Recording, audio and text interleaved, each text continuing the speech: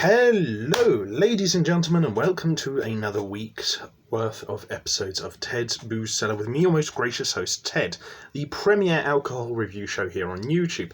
Now, it is, of course, coming close to Christmas now, and it is on this episode just gone past 11 past 6 in the evening on the 11th of December 2020. So Christmas is not but 2 weeks away. So I thought that we might start reviewing some slightly Christmassy drinks over the next couple of weeks. And to start us off, I've got a drink from our old friends at the Crafty Brewing Company, who I've reviewed their beers a fair few times before. They've got actually quite a lot. They varied in quality generally, and I feel like mostly they've tended to be sort of like red or amber ales with like a slightly pale ale-y finish. So generally I've tended to quite enjoy their beers. And the one we've got today from them is Santa-tize. Santa-tize? Not sure if I'm saying that correctly. And it's a 4% alcohol volume chestnut ale made in Dunsfold. And it says on the back, the Crafty Brewing Company uses cutting-edge equipment and modern-day practices to create award-winning craft beer. Santa-tize was brewed in a barn on a farm in the woods, a full-flavoured festive treat combining lightly roasted malts with hints of blackberries, I should say, chocolate and orange. So it sounds like it's got a real mixture of Christmassy, warm, like back end of autumnal sort of like flavours, which I'm all for. I mean, generally I don't really celebrate Christmas a huge amount, but I do quite like sort of the just the being inside and just sort of like being wrapped up and warm with like a few, bottles of, I guess, probably mulled wine or something, knowing me. But I'm looking forward to this. I've chilled it in the fridge, and I mean, usually I probably wouldn't do that with an ale, but like I feel like this probably calls for it because it's a bit of a chillier season at the moment. So yeah, I will say I do like the design of the bottle. It's got a nice cheeky illustration of Santa there. Not sure what he's doing with that sink. I don't really want to know, but yeah, no, I'll give that a good 8.5 out of 10. But this was £3.19 from the Wine Barrel on Western Road in Hove. So if you guys are interested in grabbing a bottle of this, that's one of the places you can grab it from, and that's how much it is. So let's give it a quick sniff and see what our first impressions are like. Okay, I do get a little bit of the cocoa-iness at the end of the smell there. More than anything, I get this sort of slightly tangy, sort of like fruity sort of flavour, which I guess is more of the berry sort of flavours that are going on around there. Generally, it smells a little bit oaky at the end, which actually works kind of quite well. It sort of like ties it together in this sort of like Christmassy sort of like sitting by the fire sort of feeling. So I do actually really like that. So I'll give that a 9 out of 10. There's just something slightly missing from the flavour of the smell, but generally speaking, it smells really nice. So I think, I'll give the smell a 9 out of 10. But before we see what this thing tastes like, we'll have ourselves a quick palate cleanser of water.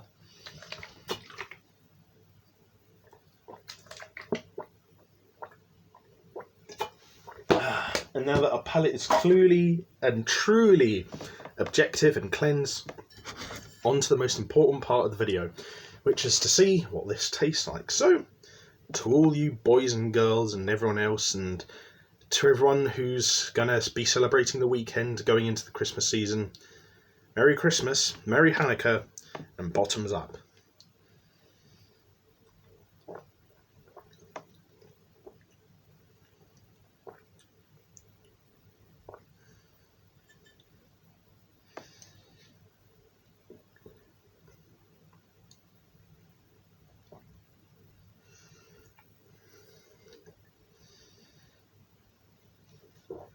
Okay, so it's quite interesting because a lot of the flavour and texture feels like a British craft lager more than anything else. And then at the end, you get this slightly berryish kind of like red ale tint, which I kind of guess ties into the chestnut ale aspects there. I think sort of the main flavour I'm getting though is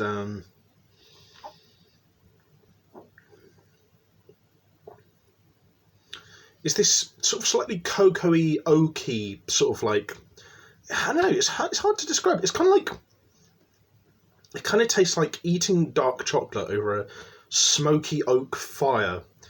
And that's kind of like the main body of the flavour in the middle. At the beginning, it's more like of a lagery, clear, crisp flavour, and then it gets a little bit smoky, a little bit berry and cocoa-ish in the middle. And at the end, it tails off with this interesting sort of slightly berryish, blackcurranty, sort of like fruity tinge at the end, which is quite interesting. It's like it basically represents all the flavours that is said on the bottle, but not necessarily in a way that I thought, although that's not necessarily a bad thing. Generally speaking, this is a smoothly brewed beer, but it's just, it will go through the different stages of flavour and experience in different stages in very contrasting ways throughout the each sip. But generally speaking, I would say that they are flavours that do mix together quite well naturally. So generally speaking, I feel like it is a smooth and pleasant drinking experience overall. Not just in terms of taste, but I think also in terms of texture as well. And the smell accompanies that quite well as well, I think. So it's probably not, it's definitely not a sesh drink. It could possibly be a meal drink, although perhaps something with something that's traditionally Christmassy, like toad in the hole or a roast turkey or some mince pies, I think, maybe.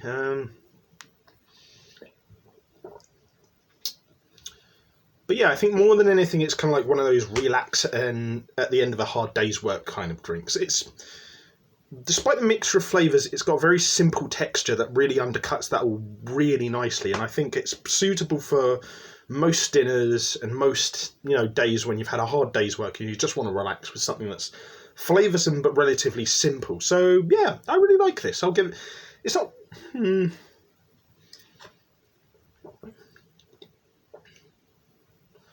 think I'd give it an 8.25. If I'm really in the mood and it's like really Christmassy mood that I've got going on, possibly an 8.5. But still, an 8.25 I think is damn good. So yeah, definitely worth the $3.19 I paid for it. Definitely worth the price. Definitely a buy. Would recommend. So, if you guys enjoyed this video, leave a like, share and subscribe. If you have any suggestions for future episodes of Ted's Booze Cellar, then let me know in the comments section down below. And if you want to check out anything else I do online, I'll leave the links to my social medias and YouTube channels and other bits and bobs in the video description down below. But until next time, have fun, stay safe with whatever you're doing. Don't do anything I wouldn't do, although that's not much. But wash your hands, take a mask with you to the shops, drink responsibly, know your limits, and I'll see you guys at the bar next time on this most festive episode of Ted's Booze Cellar.